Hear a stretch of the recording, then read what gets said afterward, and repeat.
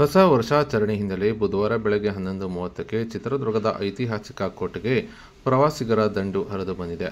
ಇನ್ನು ಎಲ್ಲೆಡೆ ಹೊಸ ವರ್ಷವನ್ನು ಬಲು ಸಡಗರ ಹಾಗೂ ಸಂಭ್ರಮದಿಂದ ಆಚರಣೆ ಮಾಡಿಕೊಂಡು ಬಂದಿದ್ದು, ಚಿತ್ರದುರ್ಗದ 7 ಸುತ್ತಿನ ಕೋಟೆಗೂ ಕೂಡ ಪ್ರವಾಸಿಗರು ಹರಿದು ಬಂದಿದ್ದಾರೆ.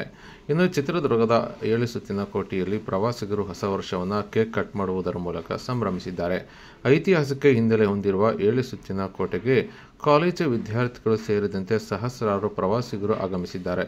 ಇನ್ನು ಕೋಟೆಯನ್ನು ವೀಕ್ಷಣೆ ಮಾಡಿ ಏಕನಾಥೇಶ್ವರಿ ದೇವಸ್ಥಾನ, ಗಣಪತಿ ದೇವಸ್ಥಾನ, ಒನಕೆ ಓಬವ್ವನ ಕಿಂಡಿ, ಅಕ್ಕ ತಂಗಿಯರ ಹೊಂಡ, ಪಾಳೆಗಾರರ ಕಚೇರಿ ವೀಕ್ಷಣೆ ಮಾಡಿದ್ದಾರೆ. ಇನ್ನು ಮಹಿಳೆಯರು, ಯುವಕ-ಯುವತಿಯರು ಬಂಡೆಯ ಮೇಲಿನಿಂದ ತುಪ್ಪದ ಕೊಳ ಏರಿ ಎಂಜಾಯ್ ಮಾಡಿದ್ದಾರೆ. ಒಟ್ಟಾರೆ ಕೋಟೆನಾಡು ಚಿತ್ರದುರ್ಗದಲ್ಲಿ ಸಡಗರ ಮತ್ತು ಸಂಭ್ರಮದಿಂದ 2025 ಹೊಸ ವರ್ಷವನ್ನು ಆಚರಣೆ ಮಾಡಿಕೊಂಡು ಬಂದಿದ್ದಾರೆ.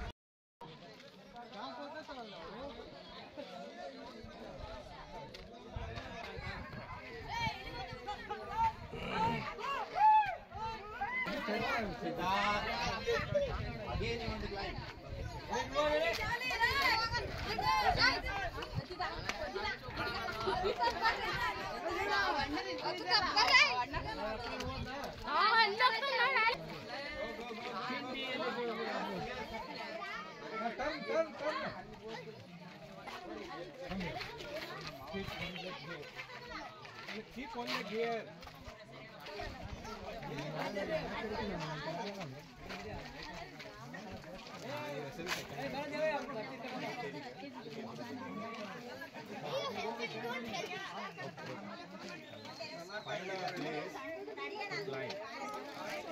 लेफ्ट का हुआ रहता तो अलग रहता था,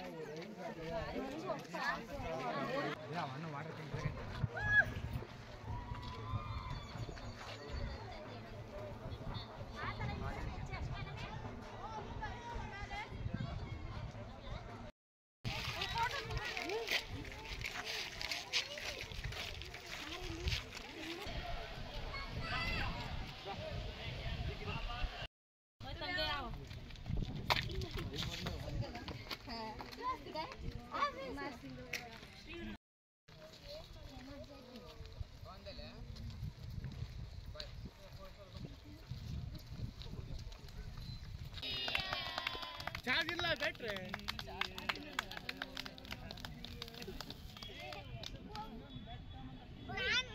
ಇಟ್ಕೊಳ್ಳಿ, ಕೈಯಲ್ಲಿ ಇಟ್ಕೊಳ್ಳಿ, ಎಲ್ಲ ಚಾಕು ಇಟ್ಕೊಳ್ಳಿ, ಅಂಕಲ್ ಕೈ ಇಟ್ಕೊಳ್ಳೋ. ಅಯ್ಯ ಪೇಪರ್ ಅದು.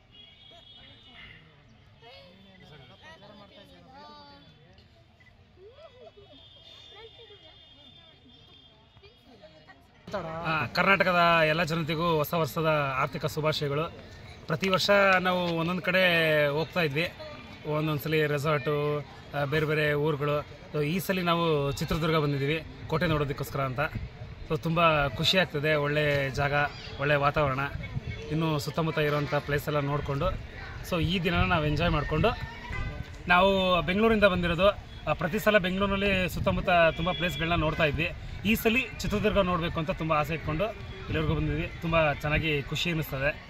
ಇಲ್ಲೆಲ್ಲ ಬಂದು ಇದೆಲ್ಲ ಕೇಕ್ ಕಟಿಂಗ್ ಮಾಡಿದ್ದೀವಿ, ಖುಷಿ ಆಯಿತು. ಸೆಲೆಬ್ರೇಷನ್ ಒಂಥರ ವಿಭಿನ್ನವಾಗಿ ಇದ್ದಿದ್ದು ನಮಗೆ ಭಾಳ ಖುಷಿ ಕೊಟ್ಟಿದೆ.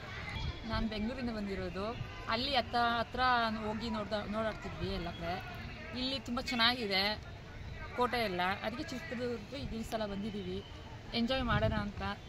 ತುಂಬ ಚೆನ್ನಾಗಿದೆ ಈ ಕಡೆ ಎಲ್ಲ ನೋಡೋದಕ್ಕೆ. ಇಲ್ಲೇ ಕೇಕ್ ತಂದು ಕಟ್ ಮಾಡಿ ಮಕ್ಕಳ ಜೊತೆ ಎಲ್ಲ. ಅಲ್ಲಿ ಅಂದರೆ ಬರೀ ಟ್ರಾಫಿಕ್ಕು ಅದು ಇದು ಇರುತ್ತೆ, ಇಲ್ಲೇ ಅಂದರೆ ಏನಿಲ್ಲ, ಗ್ರೀನರಿ ಇರುತ್ತೆ, ತುಂಬ ಚೆನ್ನಾಗಿದೆ. ಸುತ್ತಮುತ್ತ ನೋಡ್ಕೊಂಡು ಹೋಗೋಣ ಅಂದ್ಕೊಂಡು ಬಂದಿದ್ದೀವಿ.